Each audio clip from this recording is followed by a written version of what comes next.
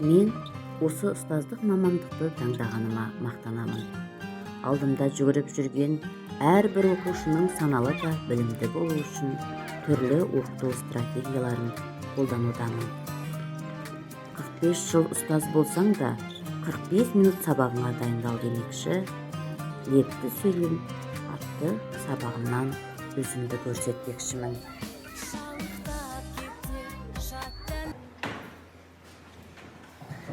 Сәлеметсіздер ме балалар?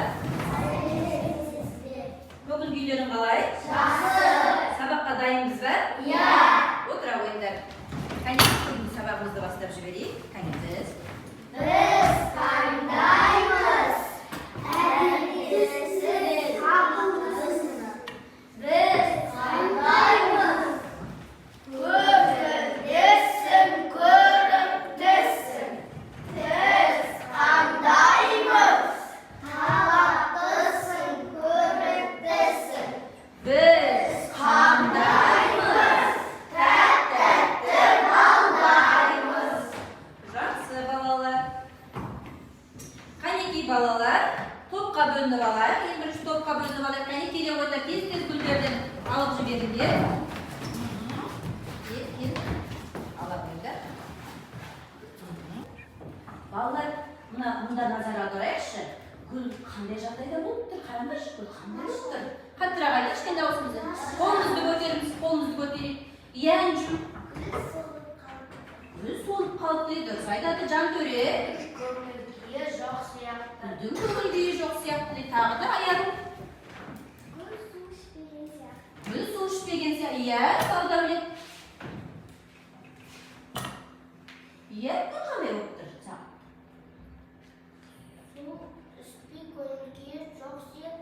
Дұрыс айтасың, иә.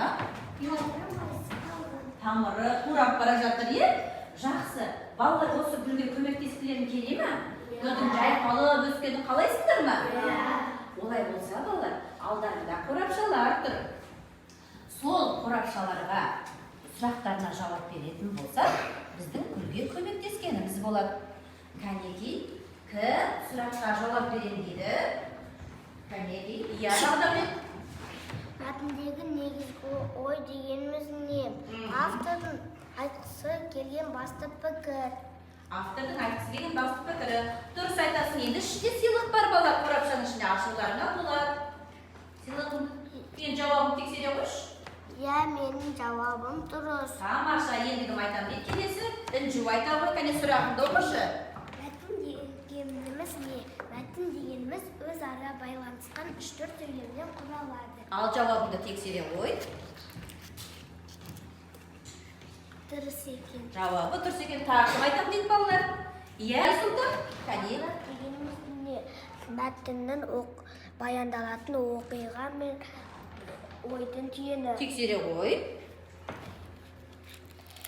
Менің жауабым дұрыс екен. Тамаша, Инабар. Сипаттау мәтіні дегеніміз не? Заттың немесе құбылыстың сын сипаты берілген мәтін. Тексере қой. Мұғалім, менің жауабым дұрыс. Өте тамаша. Енді балалар, қарай қойыңдар тақтаға. Қарай қойыңдар. Тақтаға назар аударайық. О, гүліміз қандай болды балалар? Гүл жайқалып өсіп тұр. Сендер көмектесіп едіңдер, гүліміз жайқалып кетті. Балалар, бұндай шоқ гүлдерді кімге сыйлайды? Кәнеке қандай қойшы? Анамызға сыйлаймыз. Қай кезде сыйлаймыз? 8 наурызда, иә, Инабар. Туған күндерде, тағы да кім айтам дейді? Дұрыс айтасыңдар балалар. Өте тамаша мереке кездерінде береді екен. Енді осы гүлдерге кімдерді теңейді балалар? Гүл сияқты деп кімдерді айтады? Қыздарды айтады, иә? Дұрыс айтады, қыздарды гүлге теңейді. Яғни қыздарды гүл сияқты деп айтады. Олай болса балалар, біздің сыныбымызда әдемі әппақ қыз кім балалар? Әппақ қыз кім?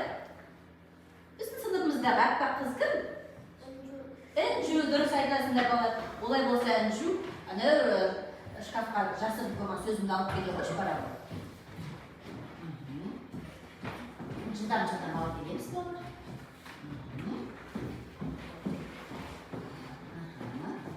Тақтаға не ғой мына жерге.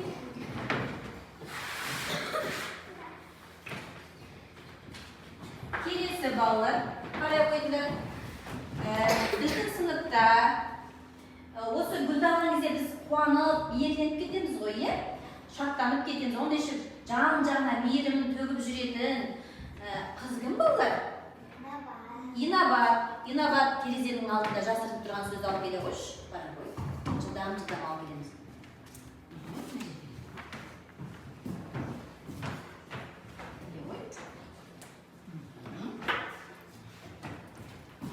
Енді балалар, біз осы гүлді суғарған сайын ол жайқалып, ұзарып, биіктеп өсе береді.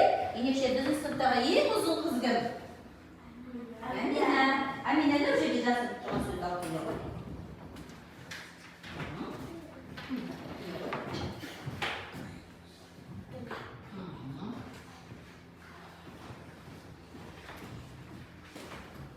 Енді біздің сыныпта балалар үнемі әдеміленіп, айнаға қарап, шашын тарап жүретін қыз кім? Аягүл. Келе қой Аягүл. Менің алдында жазып тұрған сөзді ала қой. Қой, белгіні ала қой, белгіні.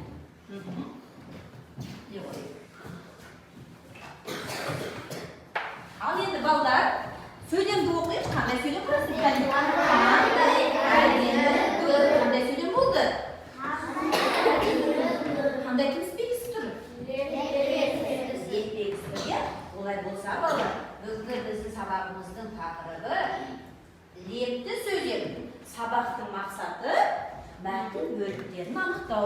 Бүгінгі сабағымызда біз лепті сөйлемнің не екенін деп аламыз. Және мәтінді бөліктерге бөлеміз. Түсінікті ме балалар? Яғни осы мақсатқа жету үшін барлығымыз жақсы жұмыс жасайтын болайық. Енді осы сөйлемді кім ерекше дауыс ырғағымен оқиды? Балалар, кім ерекше дауыс ырғағымен жақсылап оқып береді, сол оқушылар өздеріне 1 балл қойып отырады. Кәнекей, иә Бағдәулет, осы сөйлемді орнымыздан тұрамыз. Қандай әдемі гүл, тамаша. Кәне келесі кім оқиын деді? Янчу. Қандай, кәне тағы да кім одан да жақсы оқиын дейді. Кәне кім ерекше оқиын? Иә, Дамира оқиын, орнымыздан тұрамыз. Қандай әдемі гүл. Ой, тамаша. Кәне тағы да кім оқиын? Жантөре. Қандай әдемі гүл. Ой, жақсы балалар. Ендеше осы сөйлемді балалар, кім ерекше дауыс ырғағымен оқыды, өздеріңе 1 балл қойып алыңдар. Мен жақсы оқыдым деп өздеріңе 1 балл қойып отырамыз. Түсінікті ме? Енді дәптерімізге балалар, бүгінгі күннің ретін жазайық. Тыңдап аламыз балалар. Бүгінгі күннің ретін жазамызда дәптерімізге осы сөйлемді көшіріп жазамыз. Қарай қойыңдар, міне. Осы сөйлемдерді кім сөйлемдерді қатесіз көшіреді, каллиграфиялық талаптарды сақтап жазады, өздеріне 2 балл қойып алады. Ал бастап жазайық балалар. Бүгінгі күннің реті. Және осы сөйлемді әдемі етіп дәптерімізге жазамыз.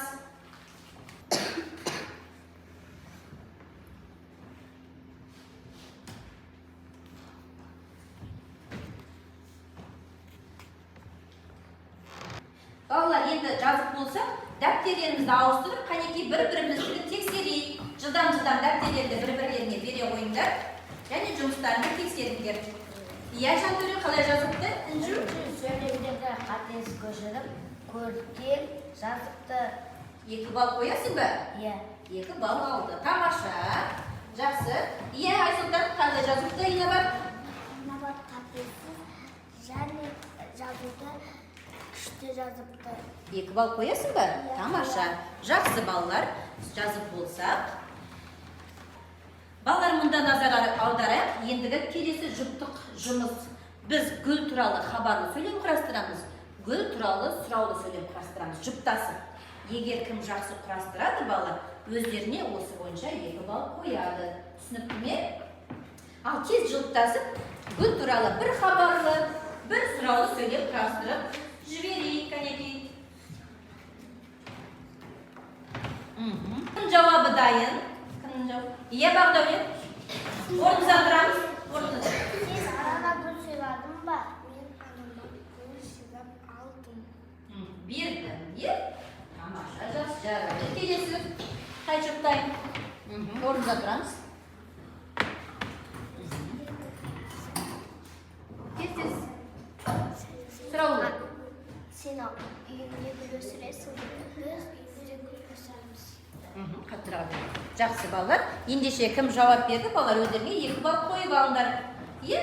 Бәріміз, яғни құрастырдық қой. Өзімізге 2 балда қойып аламыз.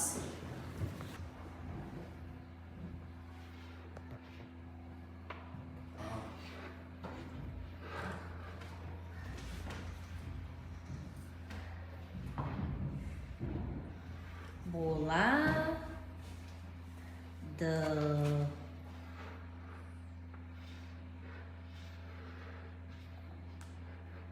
Сөйлем аяқталды. Не қоямыз? Ал оқи қойшы. Осы сөйлеміңді оқи қой, Әлішер. Нәзік болады. Тамаша, жақсы.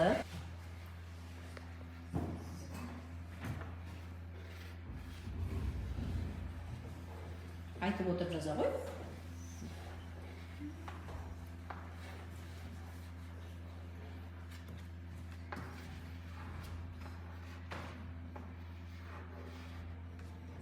Қандай тыныс белгісі қоямыз? Бір хабарлы, бір сұраулы сөйлем құрастырамыз дедік қой. Ал сөйлеміңді оқи ғой. Gül sürersin be. Дұрыс. Яғни Әлішер екеулерінің жүктік жұмыстары не? Жақсы, отыра ғой.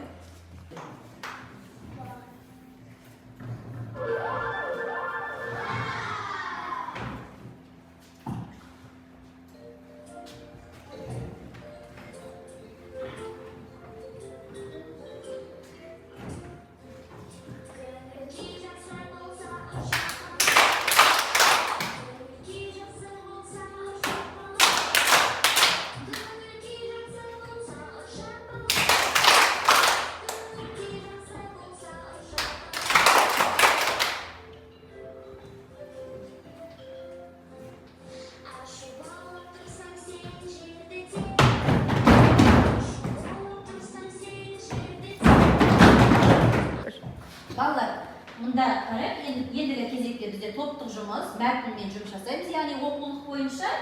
Қазір алдарында мәтіндер бөліктерге бөлініп тұр, бөлініп беріліп тұр.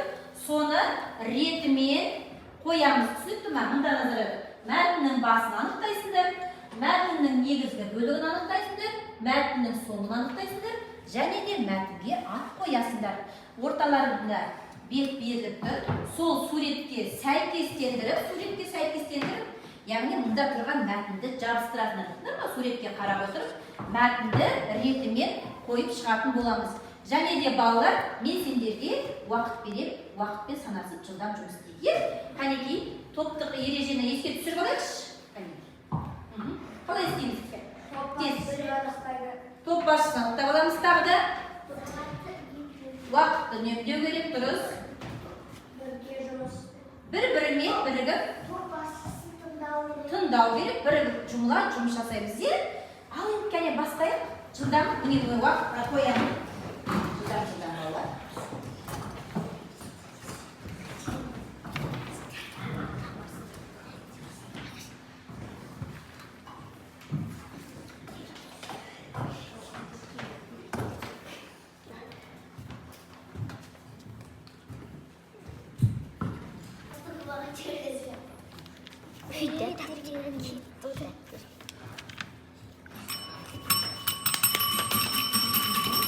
Тамаша, болды па балалар? Жарайсыңдар? Енді бері қарай жұмысымызды аяқтап болдық қой, Енді бұны балалар алдарында телефон тұр, сол арқылы мұндағы QR кодқа телефонымызды жалғастырып, сәйкестендіріп тексереміз. Дұрыс орындадық па, жоқ па тексереміз. Одан кейін жауабын айтасыңдар балалар. Дұрыс па, бұрыс па, маған айтасың боласыңдар. Түсінікті ме? Ал тексере қойыңдар жұмыстарыңды. Тексеріп болдық па? Інжім қалай болды жұмыстарың? Бізді? Топтық жұмысымыз дұрыс болды. Дұрыс болды. Кәне, Ена бар, тексеріп жатсыңдар ма? Біздің Дұрыс, иә. Жауаптарыңыз дұрыс. Біздің жауабымыз дұрыс болды. Жауаптарың дұрыс шықса, енді осы мәтінді оқиық. Қане Инабат оқып шыға ғой. Қандай мәтін құрастырыпты? Көктемде балалар гүл тұқымын септі. Олар раушан және жауқазын гүлдерін отырғызды. Біраздан соң бұл өсімдіктер көктей бастады. Балалар оларға күтім жасады. Жазда алуан түсті гүлдер жайқалып өсті. Тамаша балалар. Мәтін не туралы екен? Не туралы екен? Не туралы екен? Гүлдер туралы екен. Қане қандай мәтінге тақырып қойдық па? Топтар қандай тақырып қойдыңдар? Өсімдіктер деген тақырып қойдыңдар. Келесі топ қандай ат қойдыңдар? Қалай деді? Дұрыс. Қане келесі топ? Әдемі гүлдер бағы. Қандай жақсы тақырып, керемет тақырып қойыпсыңдар. Таңдауды өте жақсы жасапсыңдар. Жарайсыңдар балалар. Енді тексерейік. Мәтіннің басын анықтадық па? Мәтіннің негізгі бөлігін анықтадық па? Мәтіннің соңын анықтадық па? Мәтінге ат қойдық па? Ендеше осы бойынша балалар, өздеріңе топтағы барлық оқушылар бал қойып алыңдар. Қанекей, топ басшысы барлық балалар, сабағымыз аяқталып қалды. Қанекей, бүгінгі сабақта кім қанша бал алды? Қане тексеріп жүрейікші. Және айтып отырған өзімізге бағалау парағына бал қойып отырамыз деген болатынбыз. Так, Інжу неше бал алдың? Қорамшадағы сұраққа жауап берді, 1 бал алдым. Ерекше дауыс ырғағымен оқыдым, 1 бал алдым. Сөйлемдерді қатесі көшіріп әдемі жаздым, 2 бал алдым. Жұптық жұмыстан хабарлы сұраулы сөйлем құрастырдым, 2 бал алдым. Топтық жұмыстан 4 бал алдым. Жиыны 10 бал алдым. Тамаша, өте керемет. Келесі кім тағы қандай бал алды? Иә, Жандөресе? 8 бал алдым. 8 бал алдым. Амина? 9 бал алдым. 9. Бағдәулет? Мен 10 бал алдым. Инабат? Мен 10 бал алдым. Айсұлтан? Мен 10 бал алдым. Тамаша балалар. Сонымен өте сабаққа жақсы қатыстыңдар. Келесі балалар, маған қараңдаршы. Бүгінгі сабағымыздың тақырыбы қандай тақырып болды? Тақырып қалай аталды? Лепті сөйлем. Леп сөйлем дегеніміз не? Қане кім айтады? Леп сөйлем дегеніміз не? Адамның көңіл күйін білдіреді. Тамаша балалар. Осы сабағымызда не ұнады сендерге? Иә, жұптық. Айсұлтан? Маған қыздардың айтқандары ұнады. Қыздарды шақырып жұмыс дегендер ұнады. Қыздар тақтаға шыққандар. Иә, Бағдәулет? Маған топтық жұмыс ұнады. Топтық жұмыс ұнады дейді. Тағы не ұнады? Иә? Маған топтық жұмыс ұнады. Өткен тексек, өткенде телефонмен ұнаған. Ұнады. Иә, Инабат өзіңе не ұнады? Маған өте қатты ұнаған топтық жұмыс. Өйткені бәріміз бірігіп жұмыс жасаймыз. Ой, қандай тамаша, жарайсыңдар балалар. Ендеше балалар, бүгін қараңдаршы мына жерде міне. Бүгін мен бәрін түсіндім десем, алдарындағы гүлдеріңді мұнда саласыңдар. Егер де мен тағы да сұрақтарым бар, түсінбей қалдым десем, сарыға ештеңе түсінбедім десем, мұнда саламыз. Түсінікті ме? Ал келе қойыңдар, гүлдеріңді сала қойыңдар.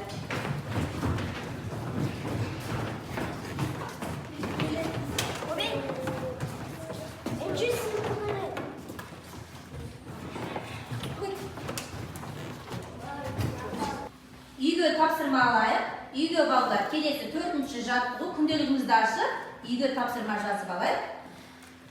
Сабағымыз осымен аяқталды. Қоңырауға шығуға болады балалар.